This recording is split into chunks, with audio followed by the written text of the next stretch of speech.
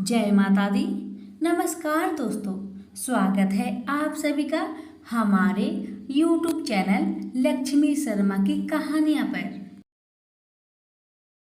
ओम नमः भगवते वासुदेवाय। प्यारे भक्तजनों, आज मैं आप सभी को द्वादशी की व्रत कथा सुनाने जा रही हूँ। हिंदू पंचांग के अनुसार प्रत्येक महीना 2 द्वादशी आती है, किंतु हर द्वादशी अपने आप में बड़ा महत्व रखता है, जिनमें से एक है पद्मनाभ द्वादशी। यह द्वादशी हर वर्ष आश्विन महीने की शुक्ल पक्ष की द्वादशी को आती है। यह द्वादशी पापंकुशा एकादशी के दूसरे दिन है। आपको बता दें कि विष्णु पुराण के अनुसार इस दिन भगवान विष्णु जी की जागृत अवस्था में आने के लिए अंगराई लेते हैं और पद्म पर बैठे हुए ब्रह्मा जी ओंकार ध्वनि निकालने के कारण इस द्वादशी को पद्मनाभ द्वादशी कहते हैं। जो स्त्री पुरुष इस दिन पूरी श्रद्धा के अनुसार भगवान विष्णु की पूजा अर्चना करता है, उसकी सभी मनोकामनाएं पूर्ण होती है। पद्मनाभ द्वादशी व्रत की पूजा विधि। इस व्रत को रखने वाले स्त्री व पुरुष को प्रातःकाल ब्रह्म मुहूर्त में उठकर स्नान आदि से मुक्त होकर नए वस्त्र धारण करे। इसके बाद भगवान सूर्य को पानी चढ़ाकर पीपल के पेड़ और तुलसी के पेड़ में पानी चढ़ाना चाहिए। इसके बाद भगवान विष्णु जी की सैया पर लेटी हुई मूर्ति को स्थापित करें और उसके बाद उसकी पूरी विधि विधान से पूजा करें। पूजा करके पद्मनाभ द्वादशी व्रत कथा को पढ़े या फिर सुने और उसके बाद भगवान की आरती करें। आरती करने के बाद विष्णु जी को प्रसाद चढ़ाकर प्रसाद का वितरण करें। सुनिए कथा। सतयुग की बात है। भद्रश्रव नामक एक राजा जो बहुत ही शक्तिशाली था, उसकी प्रजा सभी प्रकार के सुख भोग रही थी। एक दिन राजा के यहाँ अगस्त्य मुनि आए। राजा भद्रश्रव ने उनका भव्य स्वागत किया। राजा ने विनम्र भाव से ऋषि का आने का कारण पूछा तो ऋषि ने कहा, हे राजन, मैं तुम्हारे इस महल में 7 रातें गुजारना चाहता हूँ, उसके बाद मैं अपने आश्रम को चला जाऊंगा। राजा ने अगस्त्य मुनि के रहने की व्यवस्था की और अपने दोनों हाथ जोड़कर कहा, हे मुनिवर, आप चाहें जितने दिन यहाँ रुक सकते हैं। वही राजा भद्रश्रव की पत्नी रानी कांतिमणि, जो बहुत ही सुंदर थी, उसके मुख पर ऐसा प्रकाश था मानो कई सूर्य एक साथ मिलकर प्रकाश फैला रहे हो।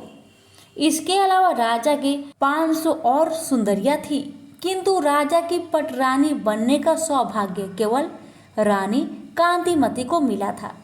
जब प्रातः हुई तो रानी अपनी दासी के साथ अगस्त्य मुनि को प्रणाम करने आई। जब ऋषि की दृष्टि कांतिमती और दासी पर पड़ी तो वह देखता ही रह गया। ऐसी परम सुंदरी रानी और दासी को देखकर अगस्त्य मुनि आनंद में विह्वल हो और बोले, राजन, आप धन्य हैं। इसी तरह दूसरे दिन भी रानी को देखकर अगस्त्य मुनि बोले, अरे, यहाँ तो सारा विश्व चित रह गया। तथा तीसरे दिन रानी को देखकर पुनः ऋषि ने कहा, अहो, ये मूर्ख गोविंद भगवान को भी नहीं जानते, जिन्होंने केवल एक दिन की प्रसन्नता से इस राजा को सब कुछ प्रदान किया था। फिर चौथे दिन रानी को देखकर ऋषि ने अपने दोनों हाथों को ऊपर उठाते हुए कहा, जगत प्रभु, आपको साधुवाद है। स्त्रियां धन्य हैं। ब्राह्मण, क्षत्रिय और वैश्य, तुम्हें पुनः पुनः धन्यवाद है। भद्रश्रव, तुम्हें धन्यवाद है। और कहा, हे अगस्त्य, तुम भी धन्य हो। प्रहलाद एवं महाव्रती ध्रुव, तुम सभी धन्य हो। इस प्रकार उच्च स्वर में कहकर अगस्त्य मुनि राजा भद्रश्रव के सामने नाचने लगा। राजा यह देखकर ऋषि से पूछा, हे भगवान, आप इस तरह क्यों नृत्य कर रहे हो?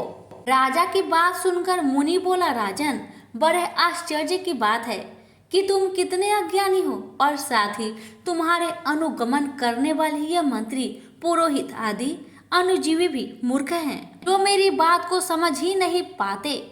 ऋषिवर की बात सुनकर राजा ने अपने दोनों हाथ जोड़कर कहा, हे मुनि श्रेष्ठ, आपके मुख से उच्चारित पहेली को हम नहीं समझ पा रहे हैं, अतः कृपा करके मुझे इसका मतलब बताइए। राजा की बात सुनकर अगस्त्य मुनि बोले, हे राजन, मेरी पहेली तुम्हारी सुंदर रानी के ऊपर है, जो यह है। राजन, पूर्व जन्म में यह रानी किसी नगर में हरिदत्त नामक एक वैश्य के घर में दासी का काम करती थी। उस जन्म में भी तुम ही इसके पति रूप में थे और तुम भी हरिदत्त को यहाँ सेवा वृत्ति से एक कर्मचारी थे। एक बार वह वैश्य तुम्हारे साथ आश्विन माह के शुक्ल पक्ष की द्वादशी को भगवान विष्णु जी के मंदिर में जाकर पूजा आराधना की। उस समय तुम दोनों वैश्य की सुरक्षा के लिए साथ थे। पूजा करने के बाद वह वैश्य तो घर लौट गया, किंतु तुम दोनों मंदिर में ही रुक गए, क्योंकि वैश्य ने तुम्हें आज्ञा दी थी कि कहीं मंदिर का दीपक बुझ न जाए। वैश्य के जाने के बाद तुम दोनों दीपक को जलाकर उसकी रक्षा के लिए बैठे रहे और ऐसे ही पूरी रात तक तुम दोनों उस दीपक की रखवाली के लिए बैठे रहे। कुछ दिनों के बाद दोनों की आयु समाप्त होने पर दोनों की मृत्यु हो गई। उसी पुण्य के प्रभाव से राजा प्रियव्रत के पुत्र रूप में तुमने जन्म लिया और तुम्हारी वह पत्नी जो उस जन्म में वैश्य के यहाँ दासी थी, अब एक राजकुमारी के रूप में जन्म लेकर तुम्हारी पत्नी बनी, क्योंकि भगवान विष्णु जी की मंदिर में उस दीपक को प्रज्वलित रखने का काम तुम्हारा था, जिसके फलस्वरूप आज तुम्हें यह सब प्राप्त हुआ है। फिर मुनि ने कहा, हे राजन, अब कार्तिक की पूर्णिमा का पर्व आ गया। मैं उसी पर्व के लिए पुष्कर जा रहा हूँ और रास्ते में यहाँ रुक गया। अब आप दोनों मुझे विदा दीजिए। राजा और रानी ने अगस्त्य मुनि के पैर छूकर आशीर्वाद स्वरूप पुत्र रत्न की प्राप्ति का वर लिया और आशीर्वाद देते हुए ऋषिवर वहां से पुष्कर के लिए चले गए। तो यह थी पद्मनाभ द्वादशी की व्रत कथा, जिसके सुनने मात्र से ही आपको फल प्राप्ति का वर मिलता है। हमसे बोलिए विष्णु भगवान की जय। श्री तुलसी और श्री विष्णु जी की कहानी। स्वारी मुनि की पुत्री तुलसी अपूर्व सुंदरी थी। उनकी इच्छा थी कि उनका विवाह भगवान नारायण के साथ हो। इसके लिए उन्होंने नारायण पर्वत की घाटी में स्थित बद्री वन में घोर तपस्या किया। दीर्घ काल तक तपस्या के उपरांत ब्रह्मा जी ने प्रसन्न होकर दर्शन दिए और वर मांगने को कहा। तुलसी ने कहा, सृष्टिकर्ता ब्रह्मा देव, आप अंतर्यामी है, सबके मन की बात जानते हैं, फिर भी मैं अपनी इच्छा बताती हूँ। मैं चाहती हूँ कि भगवान श्री नारायण मुझे पति रूप में मिले। ब्रह्मा ने कहा, तुम्हारा अभिष्ट तुम्हें अवश्य मिलेगा। अपने पूर्व जन्म में किसी अपराध के कारण तुम्हें श्राप मिला है। इसी प्रकार भगवान श्री नारायण के एक पार्षद को भी दानव कुल में जन्म लेने का श्राप मिला है। दानव कुल में जन्म लेने के बाद भी उसमें नारायण का अंश विद्यमान रहेगा। इसलिए इस जन्म में पूर्व जन्म के पाप के शमन के लिए संपूर्ण नारायण तो नहीं, नारायण के अंश से युक्त दानव कुल जन्मे उस श्रापग्रस्त पार्षद से तुम्हारा विवाह होगा। श्राप मुक्त होने पर भगवान श्री नारायण सदा सर्वदा के लिए तुम्हारे पति हो जाएंगे। तुलसी ने ब्रह्मा के इस वर को स्वीकार किया, क्योंकि मानव कुल में जन्म के कारण उसे मायावी भोग तो भोगना ही था। तुलसी बद्री वन में ही रहने लगी। नारायण का वह पार्षद दानव कुल में शंखचूड़ के नाम से पैदा हुआ था। कुछ दिनों के बाद वह भ्रमण करता हुआ बद्री वन में आया। यहाँ तुलसी को देखते ही वह उस पर मुग्ध हो गया। तुलसी के सामने उसने अपने साथ विवाह का प्रस्ताव रखा। इतने में ही वहाँ ब्रह्मा जी भी आ गए और तुलसी से कहा, तुलसी, शंखचूड़ को देखो, कैसा देवोपम इसका स्वरूप है। दानव कुल में जन्म लेने के बाद भी लगता है जैसे इसके शरीर में नारायण का वास हो। तुम प्रस्ताव को सहर्ष स्वीकार कर लो। तुलसी को भी लगा कि उसकी तपस्या पूर्ण हुई है, उसे इच्छित फल मिला है। शंखचूड़ के साथ उसका गंधर्व विवाह हो गया और वह शंखचूड़ के साथ उसकी पत्नी बनकर आ गई। शंखचूड़ ने अपनी परम सुंदरी सती साध्वी पत्नी तुलसी के साथ बहुत दिनों तक राज्य किया। उसने अपने राज्य का इतना विस्तार किया कि देवलोक तक उसके अधिकार में आ गया। स्वर्ग का सुख भोगने वाले देवताओं की दशा भिखारियों जैसी हो गई। शंखचूड़ किसी को कष्ट नहीं देता था, पर अधिकार और राज्य छीन जाने से सारे देवता मिलकर ब्रह्मा, विष्णु और शिव की सभा में गए तथा अपनी विपत्ति सुनाई। ब्रह्मा जी ने कहा, तुलसी परम साध्वी है, उसका विवाह शंखचूड़ से मैंने कराया था। शंखचूड़ को तब तक नहीं हराया या मारा जा सकता है जब तक कि तुलसी को न छला जाए। विष्णु ने कहा, शंखचूड़ पूर्व जन्म में मेरा पार्षद था, श्राप के कारण उसे दैत्य कुल में जन्म लेना पड़ा।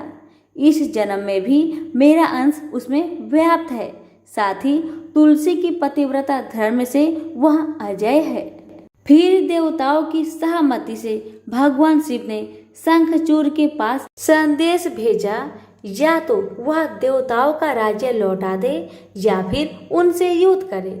शंखचूड़ शंकर के पास पहुंचा। उसने कहा, देवाधिदेव, आपके लिए देवताओं का पक्ष लेना उचित नहीं है। राज्य बढ़ाना हर राजा का कर्तव्य है। मैं किसी को दुखी नहीं कर रहा हूँ। देवताओं से कहिए कि वे मेरी प्रजा होकर रहे। हमारा आपका युद्ध शोभा नहीं देगा। अगर आप हार गए तो बड़ी लज्जा की बात होगी। अगर मैं हार गया तो आपकी कीर्ति बहुत अधिक नहीं बढ़ेगी। भगवान शंकर हंसे। वे तो सब रहस्य समझते थे। तुलसी और शंखचूड़ के पूर्व जन्म के श्राप की अवधि लगभग पूरी हो चुकी थी। बोले, इसमें कृति और लज्जा की बात नहीं। तुम देवों के राज्य लौटाकर उन्हें उनके पद पर प्रतिष्ठित होने दो। युद्ध से बचने का यही एक उपाय है।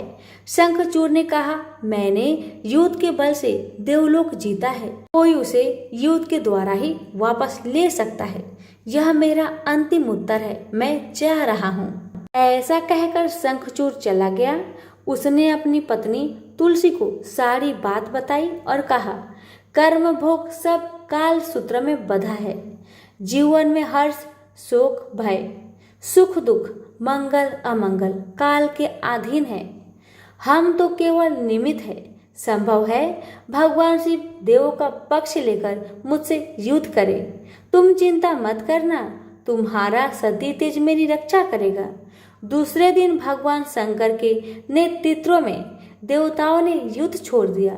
शंखचूड़ ने भीषण बाणों की वर्षा कर उनका वेग रोका। उसके प्रहार से देवता डगमगाने लगे। उसने दानवी शक्ति का प्रयोग कर मायावी युद्ध आरंभ किया। युद्ध स्थल पर वह किसी को दिखाई नहीं देता था, पर उसके अस्त्र शस्त्र प्रहार करके देवों को घायल कर रहे थे। देवगण अपने अस्त्र चलाए तो किस पर चलाए, क्योंकि कोई शत्रु सामने नहीं था। कई दिनों तक इस तरह भयंकर युद्ध चला। शंखचूड़ पराजित नहीं हुआ।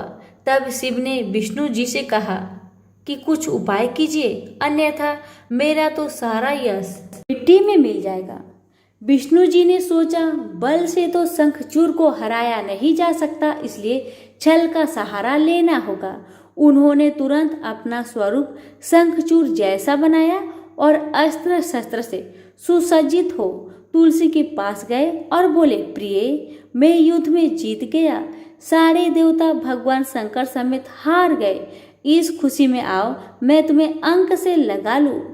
पति को प्रत्यक्ष खरा देख तथा विजय का समाचार सुन वह दौड़कर मायावी शंखचूड़ के गले से लिपट गई। इस प्रकार पति पत्नी दोनों ने आलिंगन को खूब खुशी मनाई। पर पुरुष के साथ इस प्रकार का व्यवहार से उसका सती तेज नष्ट हो गया। उसका सती तेज जो शंखचूड़ की कवच के रूप में रक्षा कर रहा था, वह कवच नष्ट हो गया। शंखचूड़ शक्तिहीन हो गया। यह जानते ही भगवान शंकर ने अपने त्रिशूल से प्रहार किया। त्रिशूल के लगते ही शंखचूड़ जलकर भस्म हो गया। शंखचूड़ के मरने को जानकर विष्णु अपनी असली स्वरूप में आ गए। सामने अपने पति शंखचूड़ के स्थान पर भगवान विष्णु को खड़ा देख तुलसी बहुत विस्मित हुई। उसको पता लग गया कि स्वयं नारायण ने उसके साथ छल किया है। क्रोध में आकर उसने श्राप दिया, एक सती स्त्री का अस्तित्व भंग करने के अपराध में तुम हृदयहीन पत्थर हो जाओगे। विष्णु ने तुलसी के श्राप को सिरोधार्य कर कहा, देवी तुम्हारे तथा शंखचूड़ के कल्याण के लिए मुझे ऐसा करना पड़ा। तुम दोनों को श्राप मुक्त करना था। तुम भी अब शरीर त्याग कर तुलसी बिरुवा के रूप में जन्म लोगी और मेरी पूजा तुलसी दल से होगी। मैं सालग्राम पत्थर बनूंगा। मेरे शीश पर तुम आदर से विराजमान होगी। तुम्हारे पति की हड्डियों के चूर्ण से शंख की उत्पत्ति होगी। उस शंख ध्वनि से देवताओं तथा मेरी पूजा आराधना होगी। जहाँ शंख ध्वनि होगी वहाँ मंगलमय में मैं विराजमान रहूंगा। तुमने पूर्व जन्म में बद्री वन में मुझे पाने के लिए बड़ी तपस्या की थी। अब अगले जन्म में मैं नारायण परस्तर के रूप में बद्रीनाथ वन में स्थापित हो जाऊंगा और मेरी पूजा अर्चना फल फूल से न होकर तुम्हारे तुलसी दल से होगी। मेरी शीश पर विराजमान होकर तुम मुझसे भी ऊंचा पद प्राप्त करोगी। प्रेम से बोलिए तुलसी माता की जय। कि प्राचीन समय की बात है, एक राजा था जिसका नाम नाभि था और उसका विशाल साम्राज्य धन धान्य से परिपूर्ण था। राजा निरापद और सुखी थे। उनका कोई संतान ना होने के कारण मानसिक दुख था। उन्होंने अपनी पत्नी मरु देवी के साथ पुत्र यज्ञ की कामना से विशाल योग का अनुष्ठान किया। विद्वान ऋषित्वज ब्राह्मण उस यज्ञ में आए। राजा नाभि तथा मरु देवी यज्ञ काल में चतुर्भुज भगवान विष्णु के शंख चक्र गदा पद्मधारी रूप का स्मरण करते रहे। विधि विधान से यज्ञ पूरा होने पर भगवान विष्णु प्रकट हुए। उनका दर्शन करते ही ऋषित्वज ऋषि ब्राह्मण तथा यज्ञमान नाभि और मरु देवी ने उनकी चरण वंदना की। भगवान विष्णु ने कहा, नाभि सद्भाव से किए गए तुम्हारे यज्ञ से मैं बहुत संतुष्ट हूँ। मांगो, तुम्हारी जो इच्छा हो तुम मांग लो। राजा नाभि ने कहा, प्रभु आप अंतर्यामी हैं। स्वर्ग अपवर्ग में ऐसी कोई वस्तु नहीं जो आप न दे सके, पर हमारी एक छोटी सी कामना है। संतान को अपना अंतिम पुरुषार्थ मानकर अपना ही समान पुत्र पाने के लिए आपकी आराधना की है। भगवान विष्णु ने कहा, नाभि तुम्हें पुत्र चाहिए, वह तुम्हें मिलेगा, पर मेरे समान मैं दूसरा कहाँ से लाऊं? वो एक समान कैसे हो सकते हैं? वे रूप गुण में कुछ कम ज्यादा तो अवश्य होंगे। नाभि ने कहा, देवाधिदेव आपकी माया महिमा सर्वत्र व्याप्त है। यह विश्व ब्रह्मांड ही आपकी छाया है। मुझे पुत्र रूप में अपने समान देना क्या आपके लिए कठिन है? विष्णु भगवान हंसकर बोले, ऋषियों तुम्हारा यज्ञ यजमान एक दुर्लभ मांग कर बैठा है। मेरे समान तो मैं ही हूँ, अतः मैं ही अपने अंश रूप से नाभि के घर में जन्म लूंगा। ऐसा कहकर भगवान विष्णु अंतर्ध्यान हो गए। कुछ समय पश्चात मरु देवी के पुत्र पैदा हुआ। पैदा होते ही ऐसे लक्षण प्रकट हुए जैसे वास्तव में विष्णु ने अवतार लिया है। बालक के शरीर पर शंख चक्र पद्म आदि के चिन्ह दिखाई देते थे। उसके शरीर से एक अलौकिक सुगंध फूटती थी। उस बालक का नाम ऋषभ रखा गया। धीरे धीरे बालक बड़ा हुआ। थोड़े ही समय में समस्त विद्याओं का ज्ञाता हो गया। पिता के साथ राजकाज भी देखने लगा। महाराज नाभि ने देखा कि ऋषभ को उनके मंत्रीगण, सेनापति, राज्य की समस्त प्रजा बहुत प्यार करते हैं। उनकी योग्यता से राजकाज और अच्छे ढंग से चलने लगा तो उन्होंने ऋषभ का राज्याभिषेक कर पत्नी सहित स्वयं वानप्रस्थी हो गए। महाराजा ऋषभ देव के बढ़ते प्रभाव तथा यश से इंद्र में देश भाव उत्पन्न हुआ। उन्होंने उनके राज्य में वर्षा बंद कर दी, जिससे कि वहां दुर्भिक्ष पड़े और प्रजा जब भूखे मरने लगे तो ऋषभ देव के विरुद्ध असंतोष फैले। इंद्र को शायद ऋषभ देव की अलौकिक शक्ति का पता नहीं था। इंद्र की इस मूर्खता पर हंसते हुए उन्होंने अपने राज्य में अपनी योग माया से भरपूर वर्षा की। इससे उनके राज्य में उस वर्ष पूर्व वर्षों की अपेक्षा अधिक अन्न उत्पादन हुआ। इंद्र को अपनी करनी पर लज्जा आई और ऋषभ देव से क्षमा मांगते हुए कहा, राजन, मैं स्वयं आपकी योग माया का दर्शन करना चाहता हूँ।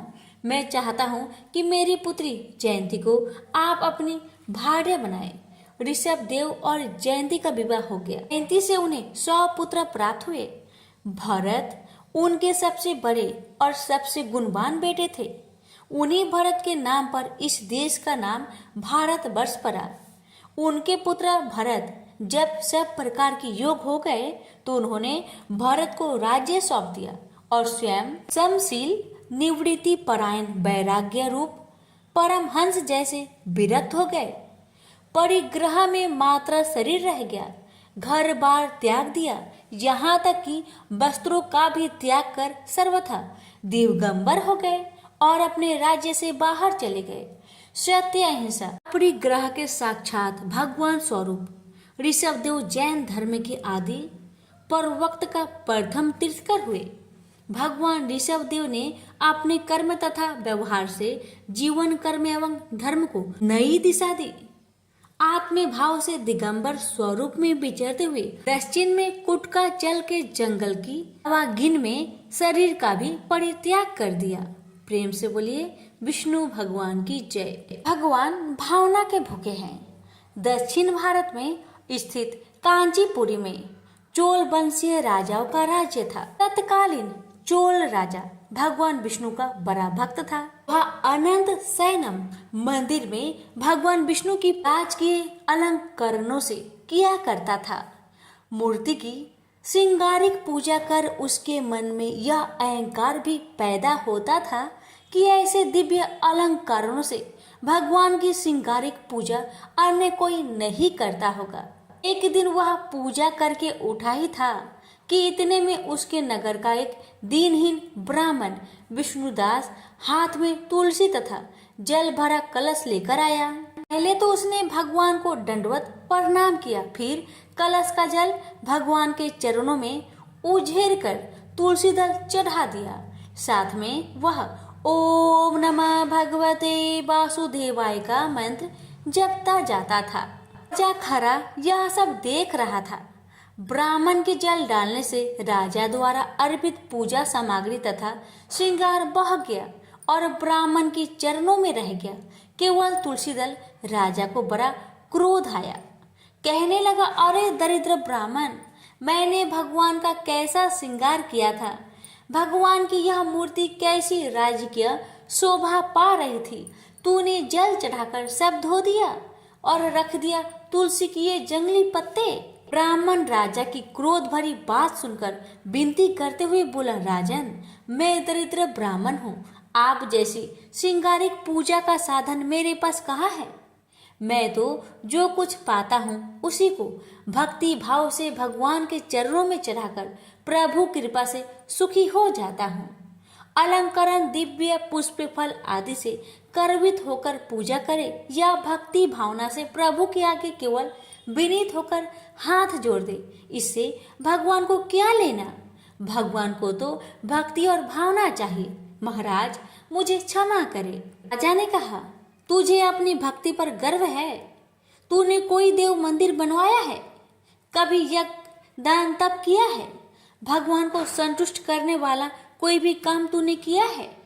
ब्राह्मण ने कहा, राजन, मैं तो अपनी दीनहीन पूजा से इतना संतुष्ट हो जाता हूँ कि लगता है जैसे भगवान संतुष्ट हो गए हैं। यह देव मंदिर आपका बनाया हुआ है। मेरी पूजा से आपकी श्रृंगारिक पूजा खराब होती है तो मैं कल से अपने घर पर ही भगवान का मिट्टी का कोई विग्रह रखकर पूजा कर लिया करूंगा। यह कहकर ब्राह्मण चलने लगा तो राजा ने कहा, अच्छा तो भक्त ब्राह्मण, मेरी भी बात सुन ले। भगवान विष्णु किस पर प्रसन्न होकर पहले किसको दर्शन देते हैं, इसे सब लोग देखेंगे। ब्राह्मण ने इस चुनौती को जैसे सुना ही नहीं। चलते चलते ब्राह्मण धीरे से बोला, भगवान का तो मुझे मेरी हर सांस में आभास होता रहता है। मैं तो अपने मन का उनका नित्य दर्शन करता रहता हूँ। दूसरों से मुझे क्या लेना। ब्राह्मण अपनी कुटिया में चला गया। राजा राजमहल में चला गया। ब्राह्मण उस मंदिर में जाना छोड़ दिया था। उसने अपने घर में ही भगवान विष्णु का एक छोटा सा विग्रह ले आया और उसी का भक्ति भाव से भजन पूजन और कुछ भी रूखा सूखा होता था भगवान को भोग लगाने के बाद खुद भोजन करता था। यह उसका नित्य नियम था। उधर राजा अपने देव मंदिर में अपनी पूजा विधि विधान से स्वयं ही प्रसन्न होता था और अपनी पूजा पर गर्व करता था कि मेरे जैसा पूजा दुनिया में कोई भी नहीं करता होगा। उसने अपनी यज्ञशाला में मुद्गल को आचार्य बनाकर एक विशाल राजोचित यज्ञ प्रारंभ किया। राजा को एक बड़ा यज्ञ कराने का गर्व हो रहा था। ब्राह्मणगण वेद पाठ करते। राजा को यह अभिमान होता कि वह यज्ञ करा रहा है। एक दिन ब्राह्मण पूजा पाठ करने के बाद भगवान को भोग लगाने को जैसे ही उठा कि सारा का सारा खाना एक मडियल सा भिखारी खाकर भाग गया। ब्राह्मण हत्यभ्रत अब क्या करे, भगवान को क्या भोग लगाए। दोबारा रसोई बनाई तो देर होगी और संध्या का समय समाप्त हो जाएगा। भगवान की इच्छा जानकर भगवान को हाथ जोड़कर कहा, भगवान जब आपके लिए भोग नहीं लगा पाया तो मैं भी भूखा सो जाऊंगा। ब्राह्मण ने रात भूखे ही बिता दी। दूसरे दिन भी भोग के समय ऐसी घटना घटी। ब्राह्मण भगवान को बिना भोग लगाए भूखे ही सो गया। उसे आश्चर्य हुआ कि ऐसा कौन है कि भोग के समय ही पहले मेरी रसोई में आकर मेरा भोग खा जाता है। तीसरे दिन वह ब्राह्मण सावधान हो गया। भोग के समय जैसे ही वह भूखा ब्राह्मण आया और खाना लेकर भागने लगा कि उसने उसे पकड़ लिया। उसकी दयनीय दशा देखकर कहा, दरिद्र नारायण, इस प्रकार चुपके से चोरी से खाना क्यों ले जा रहे हो? आओ बैठो। भगवान का भोग लगाने के बाद जो कुछ भी रूखा सूखा है बैठकर प्रेम से खाकर अपनी भूख मिटाओ। अब मैं आपको ऐसे ना जाने दूंगा। बैठो और प्रेम से भोजन करो। मैं समझूंगा मेरे नारायण स्वयं प्रत्यक्ष भोग स्वीकार कर रहे हैं। कहकर उसने उस भूखे ब्राह्मण को आसन पर बिठाया और खाना परोसकर हाथ जोड़कर बैठ गया। इतने में ही उसे भूखे ब्राह्मण ने अपना स्वरूप बदला और वह साक्षात विष्णु के रूप में विराजमान हो गए। साक्षात भगवान विष्णु को अपने यहाँ भोग ग्रहण करते देख वह ब्राह्मण उनके चरण में गिर पड़ा।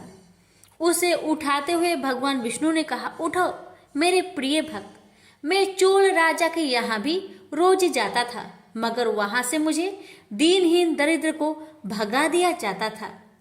उस राजसी अहंकारी यज्ञ में राजपुरुषों, दरबारियों, कर्मकांडी ब्राह्मणों की प्रतिष्ठा है। अपने को भक्त कहलाने का दिखावा है। वहां से दीनहीन तथा भूखे भगा दिए जाते हैं। जाओ चोल महाराज से कह दो कि भगवान विष्णु मेरे यहाँ आए हैं और आप भी मेरे घर आकर उनका दर्शन कर लीजिए। मैं तब तक यहीं बैठा रहूंगा। भगवान विष्णु ने कहा। ब्राह्मण गदगद होकर भागा भागा चोल नरेश के पास गया और कहा, राजन, भगवान विष्णु मेरे ही घर में बैठे हैं, चलिए आपको दर्शन देने के लिए बुला रहे हैं। यह सुनकर राजा हंसा, लेकिन महर्षि मुद्गल भगवान की यह माया समझ रहे थे। उन्होंने राजा से कहा, राजन, ब्राह्मण की बात सच मानकर चलिए, मैं भी चलता हूँ। भगवान की लीला निराली है, चलिए चलकर देखते हैं। चोल राजा की मुग्धल तथा ब्राह्मण चलकर जब उस झोपड़े में आए तो देखा कि भगवान विष्णु भोजन कर रहे थे। राजा ने आश्चर्य से हाथ जोड़कर कहा, प्रभु, मैं आपका दर्शन पाने तथा आपका प्रसाद ग्रहण करने को कितने दिनों से जब तक पूजा यज्ञ कर रहा हूँ। देव दुर्लभ राजभोग छोड़कर आप यहाँ इस ब्राह्मण का रूखा सूखा भोजन ग्रहण कर रहे हैं, क्यों?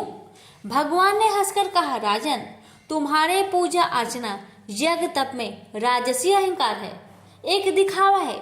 इस ब्राह्मण की दरिद्रता में विनम्र भक्ति है, दिखावा नहीं, भावना है, फल प्रेम है। मैं तो निरअहंकारी भक्ति तथा भावना का भूखा हूँ, इसलिए यह प्रेम प्रसाद ग्रहण कर रहा हूँ। तुम्हारी पूजा अंतर मन की नहीं, दिखावे की है। भगवान की यह बात सुनकर राजा को ज्ञात हुआ। जब तक राजसी वैभव से जुड़ा रहूंगा यह अहंकार बना रहेगा, इसलिए राजा अपने पुत्र को राज्य सौंपकर वानप्रस्थी जीवन बिताने तथा आडंबरहीन भक्ति करने किसी आश्रम में चला गया। उसे बोलिए लक्ष्मी नारायण की जय।